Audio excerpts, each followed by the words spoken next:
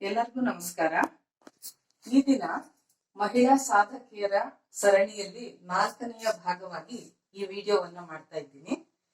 ಇಂದಿನಂತೆ ಇದಕ್ಕೆ ಆಧಾರವಾಗಿ ತೆಗೆದುಕೊಂಡಿರುವಂತ ಪುಸ್ತಕ ವಿಜ್ಞಾನ ಲೋಕದ ಜ್ಞಾನ ಕುಸುಮಗಳು. ಬರೆದಿರುವವರು ಕ್ಷಮಾ ವಿ ಭಾನುಪ್ರಕಾಶ್. ಅದರ ಮೂಲಕ ಈ ದಿನ ಆಯ್ಕೆ ಮಾಡಿಕೊಂಡಂತಹ ಮಹಿಳಾ ಸಾಧಕಿ ಅಂದ್ರೆ ಮಾರಿಯಾ ಟೆಲ್ಕೆಸ್.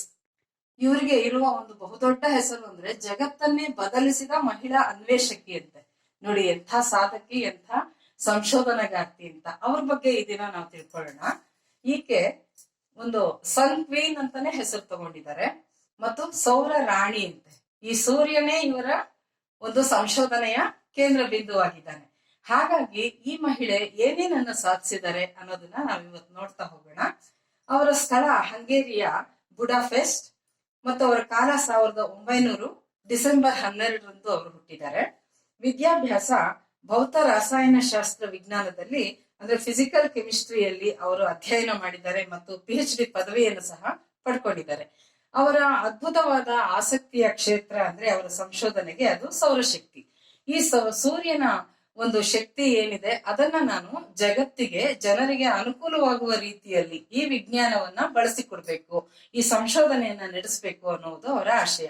ಹಾಗೆ ನಾವೊಂದು ಇಲ್ಲಿ ನಮ್ಮ ಕರ್ನಾಟಕದ ಒಂದು ಕಥೆಯನ್ನ ನೆನ್ಸ್ಕೋಬೇಕು ಅಂದ್ರೆ ವಿಶ್ವೇಶ್ವರಯ್ಯನವರು ಒಮ್ಮೆ ಜೋಗ್ ಜಲಪಾತನ ನೋಡೋದಿಕ್ಕೆ ಅಂತ ಎಲ್ಲರೊಟ್ಟಿಗೆ ಹೋದಾಗ ಎಲ್ಲರೂ ಅದರ ಸೌಂದರ್ಯವನ್ನ ಆಸ್ವಾದಿಸ್ತಾ ಇದ್ರೆ ವಿಶ್ವೇಶ್ವರಯ್ಯನವ್ರು ಮಾತ್ರ ಈ ಬಿರುಸಾಗಿ ಮೇಲಿನಿಂದ ಬೀಳುತ್ತಿರುವ ಈ ನೀರಿನ ಶಕ್ತಿ ಎಷ್ಟೊಂದು ವ್ಯಯ ಆಗ್ತಾ ಇದೆಯಲ್ಲ, ಇದನ್ನ ಹೇಗಾದ್ರೂ ಉಪಯೋಗಿಸ್ಬೇಕು ಅಂತ ಯೋಚಿಸಿದ್ರಂತೆ. ಆ ದಿನ ಮೂಡಿದಂತಹ ಆ ಒಂದು ಕುತೂಹಲ ಮತ್ತು ಮಾಡ್ಬೇಕು ಏನಾದ್ರು ಅನ್ನುವ ಒಂದು ಅಪೇಕ್ಷೆಯಿಂದ ನಮ್ಮ ಬೆಂಗಳೂರಿಗೆ ಮತ್ತು ನಮ್ಮ ಕರ್ನಾಟಕಕ್ಕೆ ಯಥೇಚ್ಛವಾಗಿ ವಿದ್ಯುತ್ ಪೂರೈಕೆ ಶುರುವಾಯಿತು, ವಿದ್ಯುತ್ ಉತ್ಪಾದನೆ ಶುರುವಾಯಿತು. ಆ ರೀತಿ ಸೌರಶಕ್ತಿಯನ್ನ ಬಳಸಿ ಏನಾದ್ರೂ ಮಾಡ್ಬೇಕು ಅಂತ ಹೊರಟಂತ ಈ ಮಹಿಳೆ ನಮಗೆ ಇಂದಿನ ಜಗತ್ತಿಗೆ ಮತ್ತೆ ಮನುಕುಲಕ್ಕೆ ಅಂತ ಹೇಳ್ಬೋದು ಅತಿಶಯವಾದ ಕೊಡುಗೆಗಳನ್ನು ಕೊಟ್ಟಿದ್ದಾರೆ. ನನಗಂತೂ ಅಪಾರ ಮೆಚ್ಚುಗೆ ಅನಿಸ್ತು. ಕಾರಣ ಬೇರೆ ಬೇರೆ ವಿಜ್ಞಾನ ಕ್ಷೇತ್ರಗಳಲ್ಲಿ ಅವರು ಸಾಧನೆ ಮಾಡಿದ್ದು ನಮ್ಮ ಮನೆಯ ಮಟ್ಟಿಗೆ, ನಮ್ಮ ಅನುಕೂಲದ ಮಟ್ಟಿಗೆ ತಲುಪಿರಲ್ಲ ಬಹಳಷ್ಟು. ಆದ್ರೆ ಇದು ಹಾಗಲ್ಲ. ಈಕೆ ಮಾಡಿರುವ ಒಂದು ಸಾಧನೆಗಳೇನಿದೆ ಪ್ರತಿಯೊಂದು ಮನೆಯೂ ಅದನ್ನ ನಾವು ಆಸ್ವಾದಿಸ್ತಾ ಇದ್ದೀವಿ ಅಂತ ಹೇಳಿ. ಹಾಗಾಗಿ ಏನ್ ಮಾಡಿದ್ದಾರೆ ಅಂದ್ರೆ ಅವ್ರ ಸಂಶೋಧನೆಯ ವಿಚಾರ ಸೌರಶಕ್ತಿ ಆಗಿತ್ತು. ನಾವು ನಮ್ಮ ಸಾಹಿತ್ಯಿಕ ವಿಚಾರಗಳಲ್ಲಿ ಭಾವನೆಗಳ ಮೂಲಕ ನೋಡೋದಾದ್ರೆ ಈ ಸೌರಶಕ್ತಿಯನ್ನ ಮತ್ತೆ ಸೂರ್ಯನನ್ನ ಅಕ್ಕಮಹಾದೇವಿಯವರ ಒಂದು ವಚನದಲ್ಲಿ ಬರೋ ಹಾಗೆ ಲೋಕದ ಚೇಷ್ಟೆಗೆ ರವಿ ಬೀಜವಾದಂತೆ ಅನ್ಕೊಳ್ತೀವಿ. ಅಂದ್ರೆ ಜಗತ್ತು ಸಂಪೂರ್ಣವಾಗಿ ನಿದ್ರಿಸಿರುತ್ತೆ, ತಣ್ಣಗಿರುತ್ತೆ, ಏನು ಚಟುವಟಿಕೆಗಳು ನಡೆದೇ ಇರೋ ಸಮಯದಲ್ಲಿ ಬೆಳಗು ಸೂರ್ಯ ಮೂಡಿದ ಅಂದ ತಕ್ಷಣ ಪ್ರತಿಯೊಂದು ಸಸ್ಯ ಆಗಿರ್ಬೋದು, ಮನುಕುಲ ಆಗಿರ್ಬೋದು, ಜಗತ್ತು ಪ್ರತಿಯೊಂದು ಕ್ಷೇತ್ರದಲ್ಲೂ ಚಟುವಟಿಕೆಗಳು ಶುರುವಾಗುತ್ತೆ. ಅದನ್ನ ಅಕ್ಕಮಹಾದೇವಿಯವರು ಒಂದು ವಚನದಲ್ಲಿ ಹೀಗೆ ಹೇಳಿದ್ದಾರೆ, ಲೋಕದ ಚೇಷ್ಟೆಗೆ ರವಿ ಬೀಜವಾದಂತೆ ಅಂತ. ಹಾಗೆ ಅಂತಹ ಒಂದು ಸೂರ್ಯನ ಶಕ್ತಿಯನ್ನ ಈಕೆ ಹೇಗೆ ಉಪಯೋಗಿಸ್ಕೊಂಡ್ರು ಅಂದ್ರೆ ನೋಡಿ, ಸೂರ್ಯನ ಶಾಖ ಇದೆಯಲ್ಲ, ಅವರು ಯೋಚಿಸಿದ್ರು ಇದರ ಉತ್ಪತ್ತಿಯನ್ನ ಹೇಗೆ ಮಾಡೋದು, ಒಂದು ನಾವು ಹಿಡಿದಿಟ್ಕೊಳ್ಳೋತರ, ಎರಡನೇದಾಗಿ ಆ ಶಾಖವನ್ನ ನಾವು ಉಳಿಸ್ಕೊಳ್ಳೋದು ಹೇಗೆ ಅಥವಾ ಹಿಡಿದಿಟ್ಕೊಳ್ಳೋದು ಹೇಗೆ, ಇದು ಅವರ ಕುತೂಹಲ ಆಯ್ತು. ಇದಕ್ಕೆ ಕಾರಣ ಏನಾಯ್ತು ಅಂತಂದ್ರೆ ನಾವು ಮನೆಗಳಲ್ಲಿ ಸಾಮಾನ್ಯವಾಗಿ ಪಾತ್ರೆಗಳಲ್ಲಿ ನೀರು ಕುದಿಯಕ್ಕಿಟ್ಟಾಗ ಆವಿಯಾಗಿ ಹೋಗ್ತಾ ಇರುತ್ತೆ, ಅದು ಅನಿಲದ ಮೂಲಕ ಹೋಗ್ತಾ ಇರುತ್ತೆ, ನಮಗೆ ಕಾಣಿಸ್ತಾ ಇರಲ್ಲ. ಅದ್ರ ಮೇಲೊಂದು ನಾವು ತಟ್ಟೆಯನ್ನು ಮುಚ್ಚಿದಾಗ ಏನಾಗುತ್ತೆ, ಆ ಅನಿಲ ಎಲ್ಲ ಮತ್ತೆ ದ್ರವ ರೂಪದಲ್ಲಿ ಹನಿ ಹನಿಯಾಗಿ ಅಲ್ಲಿ ಶೇಖರಣೆ ಆಗಿರುತ್ತೆ. ಅದನ್ನ ನೋಡಿದಾಗ ಇವ್ರಿಗೆ ಈ ತರಹದ ಒಂದು ಆಲೋಚನೆ ಹೀಗ್ ಮಾಡ್ಬೋದು ಅಂತ ಅನಿಸ್ತಂತೆ. ಹಾಗಾಗಿ ಅವರು ನೋಡಿ ಗ್ಲಾಬರ್ ಸಾಲ್ಟ್ ಅಂತ ಸೋಡಿಯಂ ಸಲ್ಫೇಟ್ ಅನ್ನೋ ಒಂದು ಉಪ್ಪನ್ನ ಬಳಸ್ಕೊಂಡ್ರು. ಇದ್ರ ಮೇಲೆ ಒಂದು ಗಾಜನ್ನ, ದಪ್ಪದ ಒಂದು ಗಾಜುಗಳನ್ನ, ಉದಾಹರಣೆಗೆ ನಾವು ಮನೆ ಮಟ್ಟಿಗೆ ನೋಡಿದಾಗ ಇಂಥ ಒಂದು ಗಾಜು ನೋಡ್ತಾ ಇರ್ತೀವಿ. ಇದರಲ್ಲಿ ಸಾಮಾನ್ಯ ಗಾಜಿಗಿಂತ ನಾವು ಹೀಗಿಡಿದ್ರೆ ಸೂರ್ಯನ ಬೆಳಕು ಎಷ್ಟು ಸಾಂದ್ರವಾಗಿ ಬರ್ತಿರುತ್ತಲ್ಲ, ಆ ಶಕ್ತಿ ಏನಿದೆ ಅದರ ಒಂದು ರೀತಿಯಲ್ಲಿ ಇದರ ಮೇಲೆ ಗಾಜಿಟ್ಟು ಅದರ ಮೇಲೆ ಲೋಹದ ಪದರಗಳನ್ನಿಟ್ಟು ಅದರ ಮೇಲೆ ಬಿಸಿಲನ್ನ ಹಾಯಿಸಿದ್ರಂತೆ. ಹೀಗೆ ಮಾಡಿದಾಗ ಅವರು ಬಯಸಿದಷ್ಟು ಫಲಿತಾಂಶ ಸಿಕ್ಲಿಲ್ಲ. ಕೆಲವೊಮ್ಮೆ ಅವರು ಆದ್ರೂ ಬಿಡದೆ ಇದೇ ಕ್ರಮವನ್ನು ಉಪಯೋಗಿಸಿ ಅವ್ರೇನ್ ಮಾಡಿದ್ರು, ಮತ್ತೆ ಪ್ರಯೋಗಗಳನ್ನು ಮಾಡಿದಾಗ ಅದು ಸಾಧ್ಯ ಆಯ್ತು.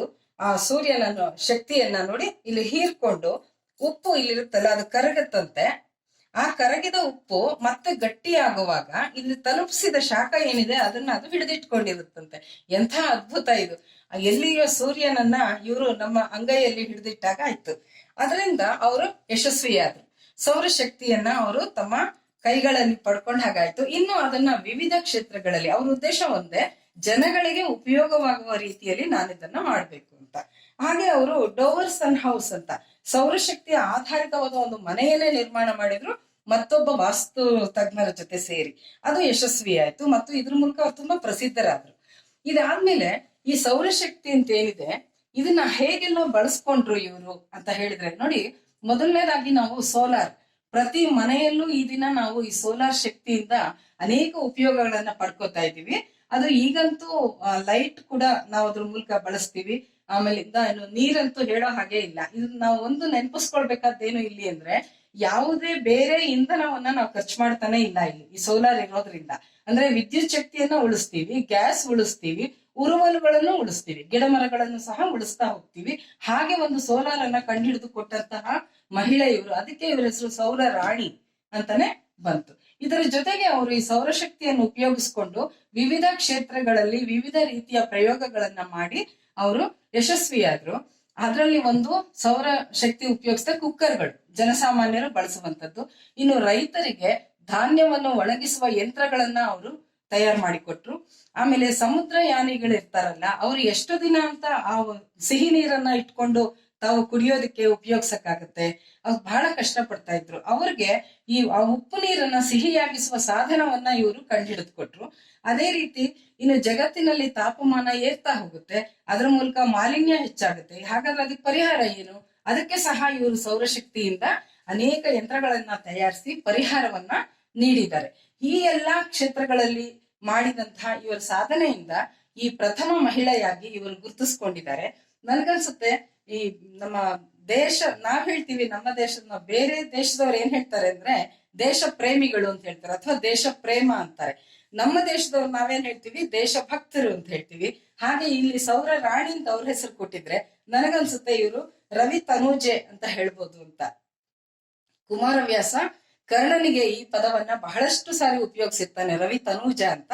ಹಾಗೆ ನಾವಿಲ್ಲಿ ರವಿ ತನೂಜೆ ಅಂತ ಹೇಳ್ಬೋದು ಇವ್ರಿಗೆ ಅಂತ ನನಗನ್ಸುತ್ತೆ.